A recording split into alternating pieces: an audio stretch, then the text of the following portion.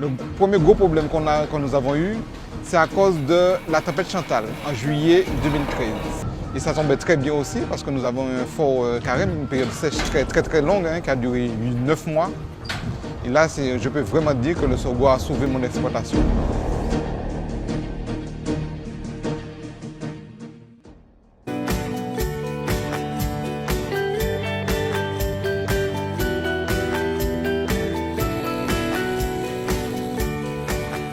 Le réseau d'innovation et de transfert agricole est là pour assurer une double fonction. La première fonction, c'est d'assurer une bonne liaison entre les travaux de la recherche et les besoins des agriculteurs, répondre aux besoins des agriculteurs tels qu'ils peuvent remonter via leur structure professionnelle, comme la chambre d'agriculture, comme les coopératives, ou en direct via notamment les agriculteurs pionniers, ceux qui sont le plus intéressés par l'innovation et qui sont traditionnellement ceux chez qui nous travaillons le plus. Le deuxième rôle que joue l'ERITA, c'est un rôle d'organisation entre les différentes institutions et les différents organismes qui assurent la diffusion de l'innovation et la validation des innovations. L'ERITA se décline en 8 actions et comporte toute une série d'essais chez des agriculteurs pionniers. Nous en avons une trentaine au bas mot et nous vous proposons de découvrir ces actions chez 5 de ces agriculteurs pionniers pour voir comment ils ont pu adopter ces innovations.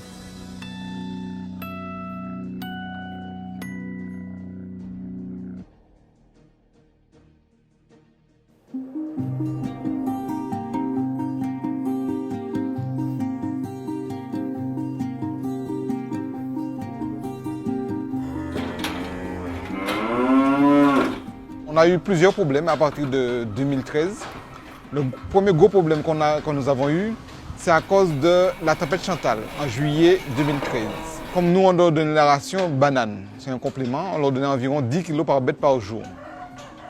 Et dès qu'il y a eu Chantal, mon fournisseur de déchets de bananes a tout perdu sa plantation. Alors nous sommes restés presque 9 mois sans déchets de bananes.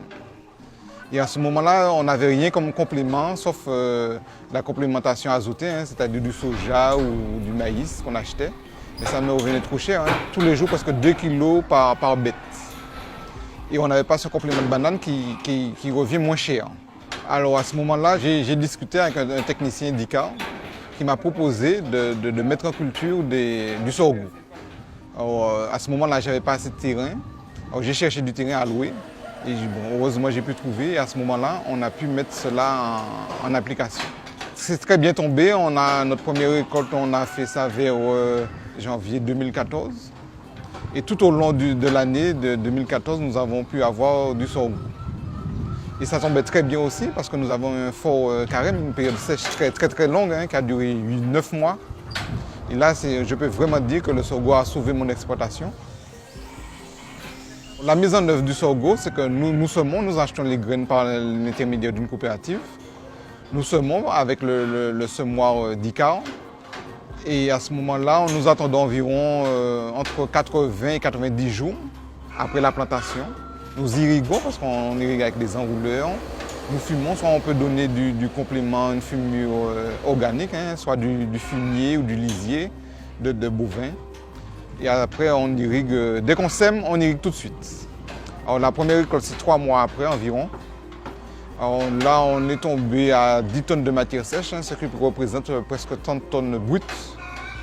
Alors les 30 tonnes nous font environ, chaque récolte nous permet d'alimenter 70 bovins sur 2 mois. C'est ce qui est bien avec le sorgho, c'est qu'il repousse.